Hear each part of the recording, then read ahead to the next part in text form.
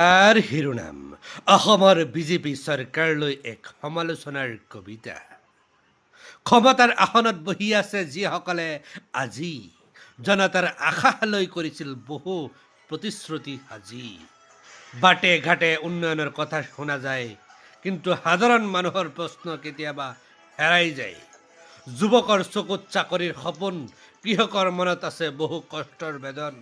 মূল্য বৃদ্ধিৰ বুজাই জনতাক জুৰুলা কৰে, সাধাৰণ পৰিয়ালৰ চিন্তা দিনে দিনে বাঢ়ে। গণতন্ত্ৰৰ সৌন্দৰ্য প্ৰশ্ন কৰাৰ অধিকাৰ, সত্য কোৱাৰ সাহসেই সমাজৰ অলংকাৰ। চৰকাৰ আহে আৰু চৰকাৰ যায়, কিন্তু জনতাৰ কণ্ঠ সদায় জীয়াই থাকে ভাই।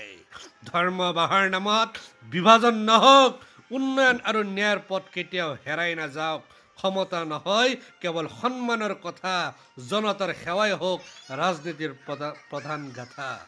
অসমৰ মাটি, অসমৰ মানুহৰ আশা, শান্তি আৰু প্ৰগতি হওক সকলোৰে বাসা। যি চৰকাৰে থাকক ক্ষমতাৰ সিংহাসনত, জনতাৰ কল্যাণ থাকক সদায় হৃদয়ত। ভিডিঅ'টো শ্বেয়াৰ কৰি দিব।